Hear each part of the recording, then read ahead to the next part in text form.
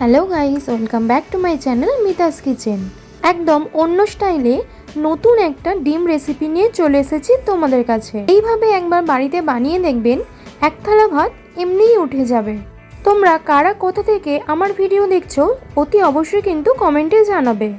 এই রেসিপিটি তৈরি করার জন্য নিয়ে নিয়েছি দুটো ডিম। ডিম দুটোকে আমি আগে থেকেই সিদ্ধ করে নিয়েছি এবং মাছ বরাবর কেটে পরিমাণ মতো নুন, হলুদ গুঁড়ো, লঙ্কা গুঁড়ো দিয়ে ভালো করে ডিমগুলোর সঙ্গে মাখিয়ে নেব। চ্যানেলে নতুন হয়ে থাকলে সাবস্ক্রাইব করার অনুরোধ রইল।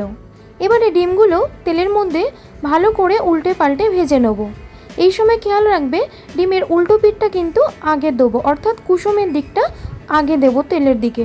ওই তেলের মধ্যে দিয়ে দেবো রসুন বাটা। রসুন ভালো করে ভাজা হয়ে গেলে পেঁয়াজ কুচি দিয়ে ভালো করে নেড়ে চেড়ে ভেজে নেবো। এবারে দিয়ে দেবো আগে থেকে কুচিয়ে রাখা টমেটো কুচি এবং সামান্য পরিমাণে লবণ দেবো, যাতে টমেটো খুব সহজেই গলে যায়। এবারে আদা বাটা দিয়ে ভালো করে নেড়ে চেড়ে কষিয়ে নেবো। এখনও যদি আমার ভিডিওটি লাইক না করে থাকো তাহলে অতি অবশ্যই কিন্তু একটা লাইক করে দিও। আদা ভালো করে ভাজা হয়ে গেলে সামান্য পরিমাণে জল দিয়ে এবারে দিয়ে দেবো হলুদ গুঁড়ো, লঙ্কার গুঁড়ো, কিছুটা পরিমাণে মিট মশলা দিয়ে ভালো করে নাড়িয়ে চাড়িয়ে কষিয়ে নেবো।